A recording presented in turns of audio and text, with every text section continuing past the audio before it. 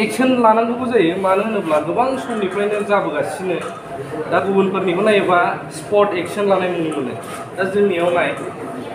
दा बाव खैथामान गोबां कुइसन फैयो आं डाइरेक्टसो बुंखायो जे मावनानै जानोबालाय मा मावनानै जानो बेसाराव बिदि मावनानै जाया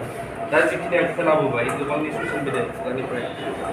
जुदि मोजां थासारियाव लाबोजोबनो लुबैयोबा प्रभाइड खालामनानै बयनोबो मोजां खामानि आरो लोगोसे दायो जोंहा थांगोन पलिटिक्सनि मानसि दा नायनो हागोन नोंथांमोना पेसेन्टखौ गोबांनि चेनेलाव नोंथांमोना नुखाबाय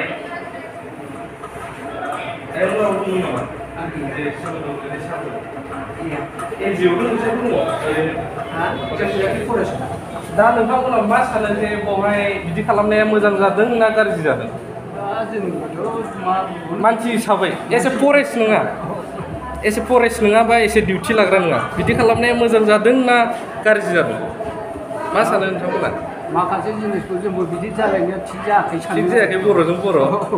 आरो बर'जों बर' होनाब्लाबो मानसि हिसाबै आयेन दं जोंहा नोंथाङा मा सानो थिग जायाखै ना थिग जायाखै नोंथाङाबो डिउटियाव दङ नामा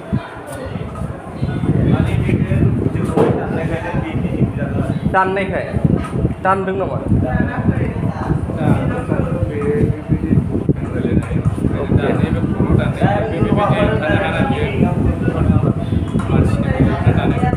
बिसोरबो ग्रुपाव दंमोन नामा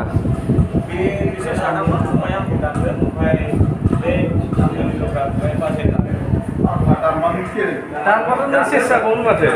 बिदि बर'जों बर' बिदि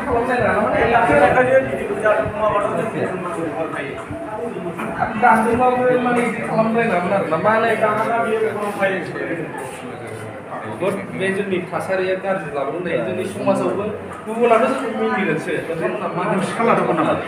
गुबुन जाथिया मिनिगोन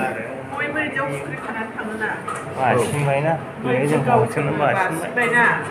फुख्रिया बोरैखौ बारा गोरलै जाबायना नांबाय फुख्रिया बेनाव थैनांनायानो दाय जादों बेथ' ओरै गासिबोखा दुलुनाया आखाया आथिङावबो नामा आथिं थिखोनो हाया